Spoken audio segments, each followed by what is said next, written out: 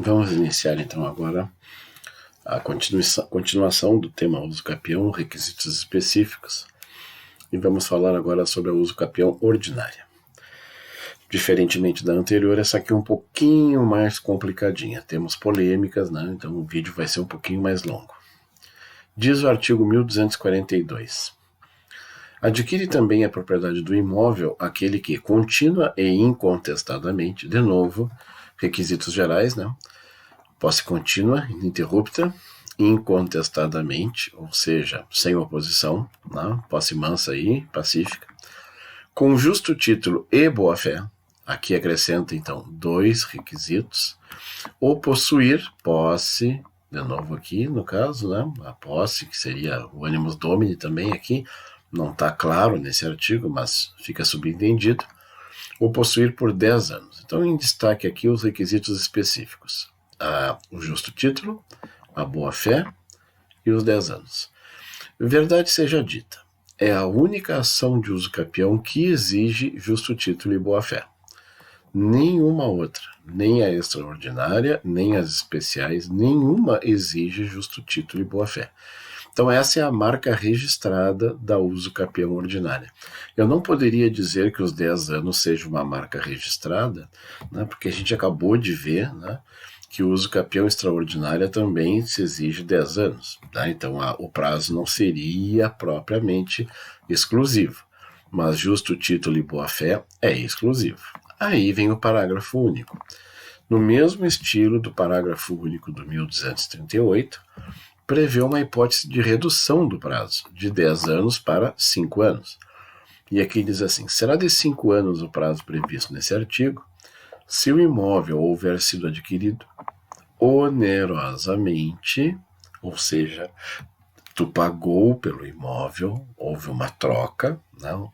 Ou tu permutou, ou tu pagou, com base no registro, fala assim, registro, que aqui não precisa também, constante do respectivo cartório, cancelada posteriormente, desde que os possuidores nele tiverem estabelecido a sua moradia, de novo, o mesmo requisito, para baixar de 10 para 5, tem que usar como moradia, ou realizado investimento de interesse social e econômico.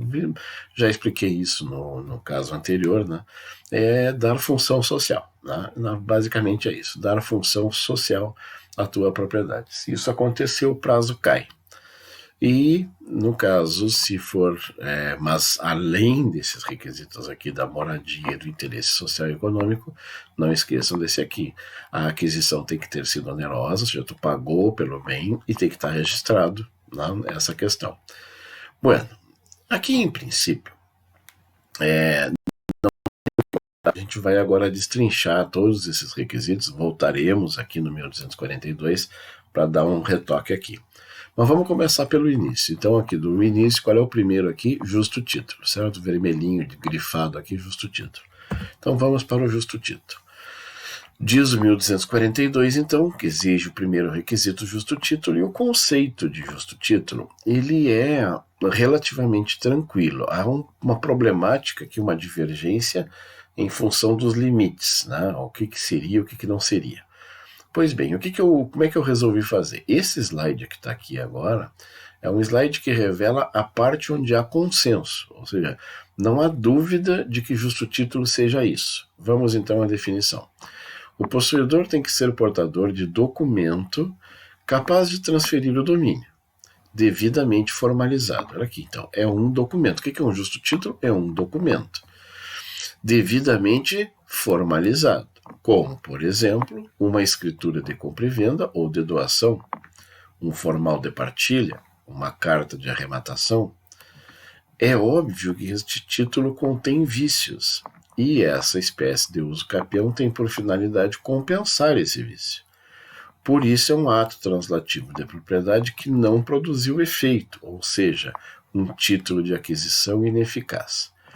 Vamos primeiro para os exemplos. Quais são os exemplos? Aqui, ó. Então eu peguei uma imagem, aqui imagens, né? Uma escritura pública de um tabelionato, certo? Uma compra e venda de um imóvel, uma carta de arrematação de um leilão, tá certo? Aqui também, Peguei aqui de Natal, Rio Grande do Norte. Esse cartório aqui é da Serra Gaúcha, tá certo? E aqui de Bagé é um formal de partilha. Então, um documento. Eu queria que vocês visualizassem isso, né? É um documento, é aquele documento que a gente usa para provar que a gente é proprietário. Tudo bem? Aí vem uma questãozinha assim, ó, parem um pouquinho. Se ele é um documento de que prova a propriedade, né? Por que eu tenho que fazer uso capião? Aí é que tá. Eu costumo dizer que ele é uma expressão muito antiga, a maioria de vocês certamente não conhece, que era um slogan de um antigo shampoo Denorex. E o slogan era, parece, mas não é. Ou seja, era um shampoo que parecia ser um remédio, mas não era um remédio. Então, o mote da propaganda era esse. É um shampoo que parece remédio, mas não é remédio. Então, e aí essa marca ficou muito famosa, anos 80, acho que foi, né? Hoje já não tem mais esse produto, mas ficou, que nem aquela Tomodoril, a dor sumiu. Então são slogans clássicos, né? O efeito Orloff, né? Eu sou você amanhã.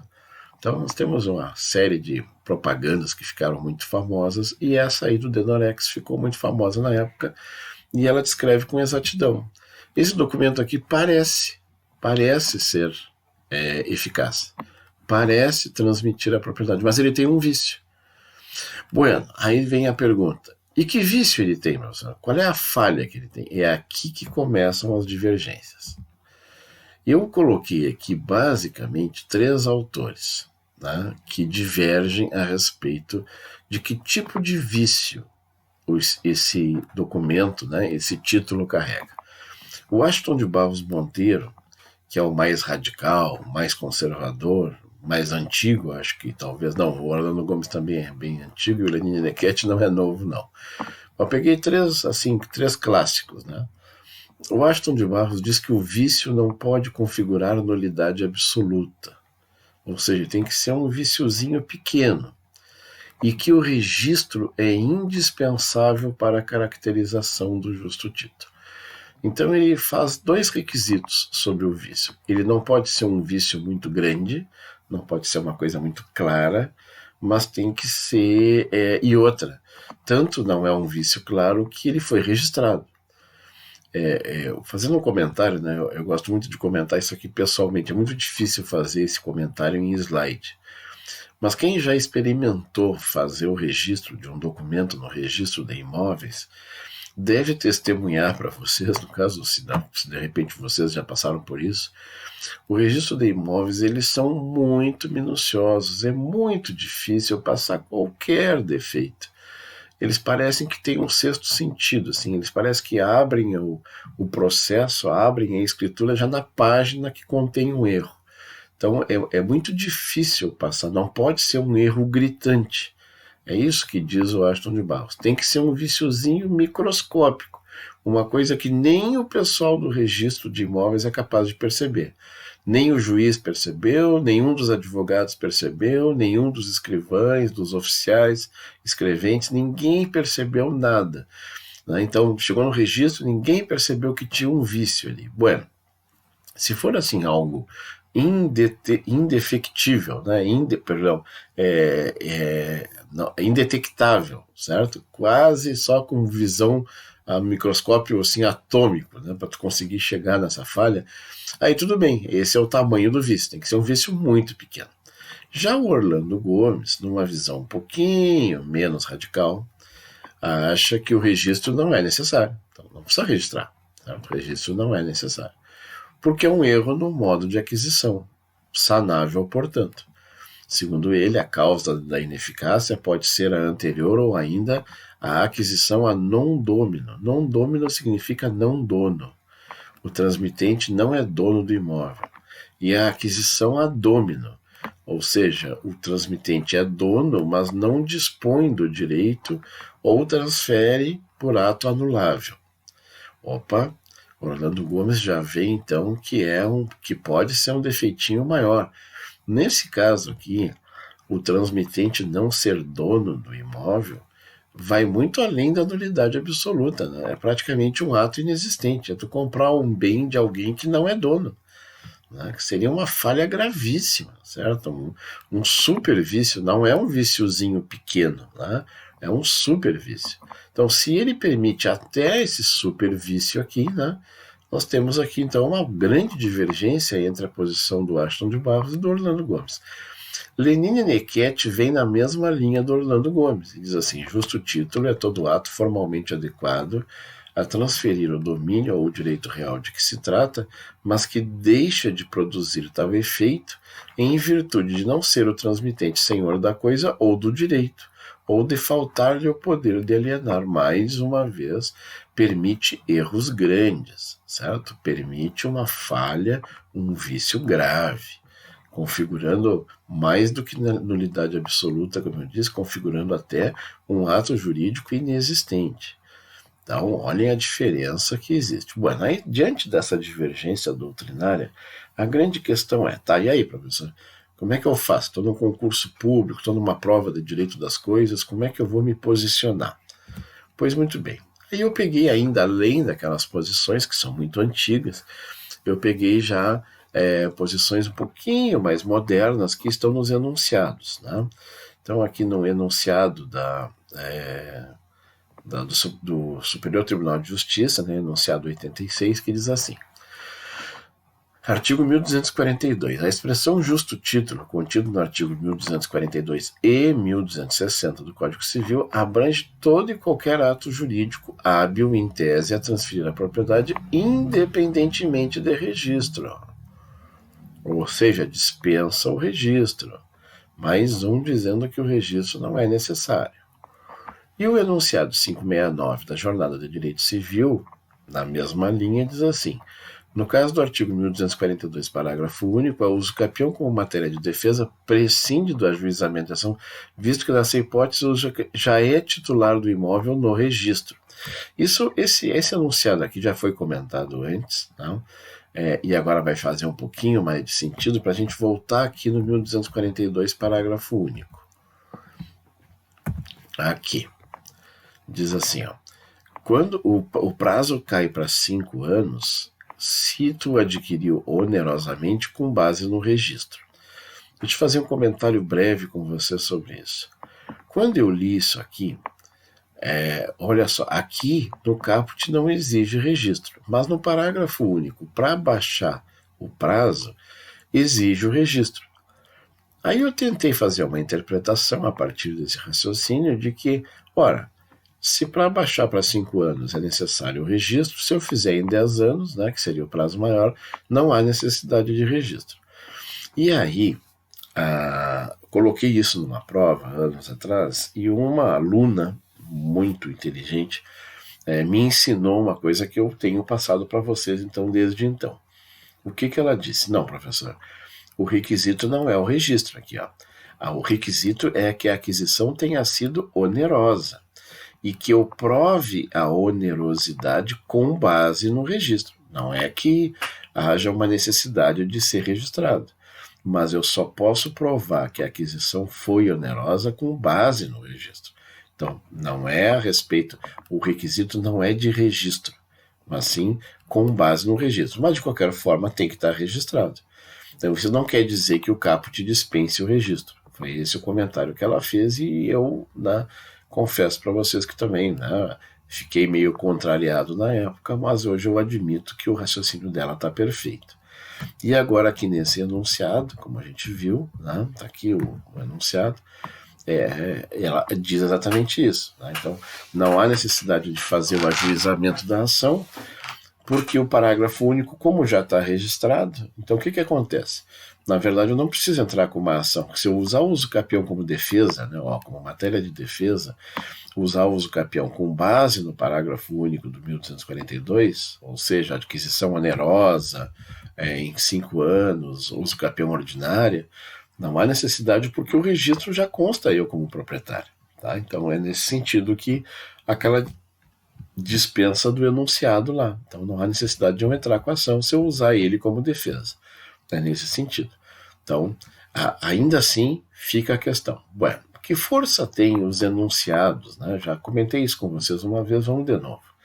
Até provar o contrário, os enunciados não têm força de jurisprudência, muito menos, né, de súmula vinculante. Quer dizer, eles são só uma orientação doutrinária, eles têm força de doutrina. Então nós temos, então, o que eu quero colocar para vocês é o seguinte: 3 posições, uma mais conservadora, 2 mais modernas, né? O enunciado já vem na linha dessas 2 mais modernas, aqui do Orlando e do Lenine, né?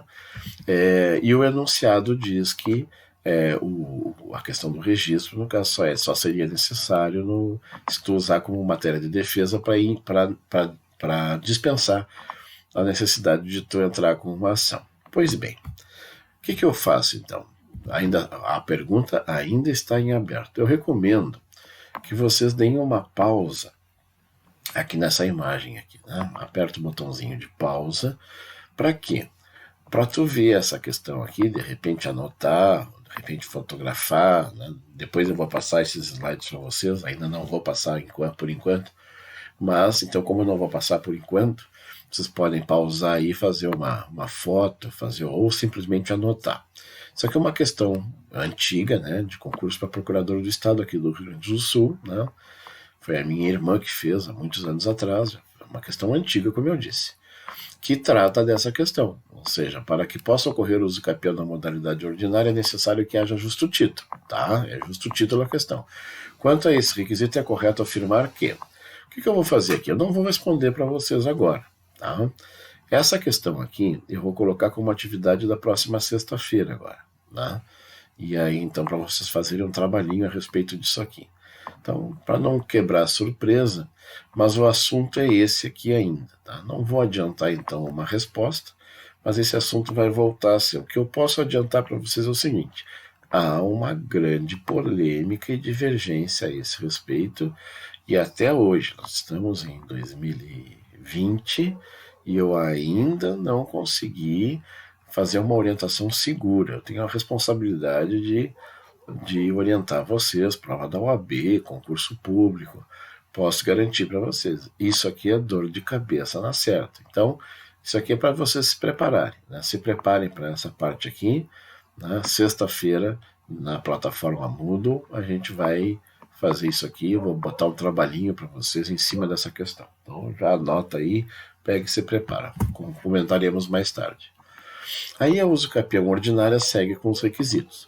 Adquire também a propriedade do imóvel aquele que, contido incontestadamente com o justo título e boa-fé, o possuir por 10 anos. Ué, o que é boa-fé? Boa-fé é a convicção do possuidor de que não está ofendendo o direito alheio. Está lá no artigo 1201, nós já estudamos isso.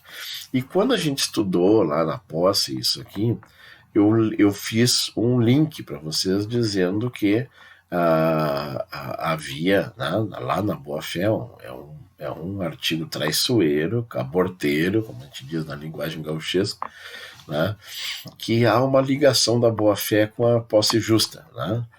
Então aqui, ó, o que eu faço esse comentário aqui? Eles são requisitos diferentes. O justo título é uma coisa, a boa-fé é outra. Mas normalmente o que cria a convicção, ou seja, o que cria a boa-fé é o justo título.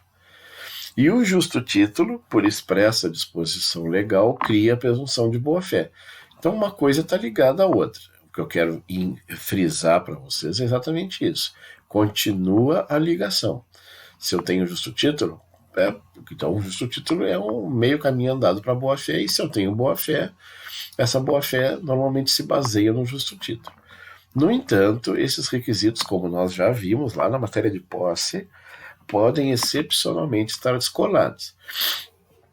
É possível eu ter justo título e estar de má fé, como é o caso da posse lá dos grileiros, né? Eles têm justo título, mas eles não têm boa fé, né? E é possível eu ter boa fé e não ter justo título, tá?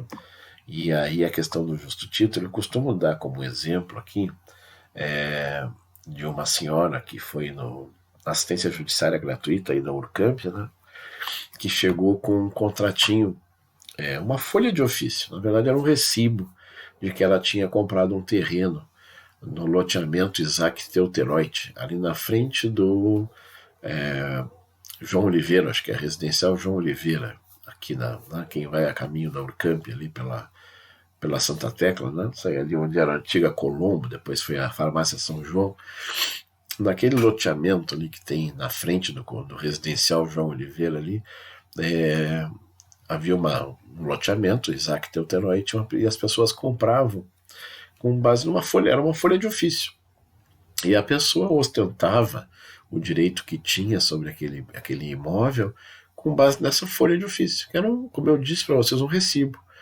Não era uma escritura, era só um recibo de que teria pagado X reais para o pessoal do loteamento como forma de comprovação de que tinha comprado aquele terreno.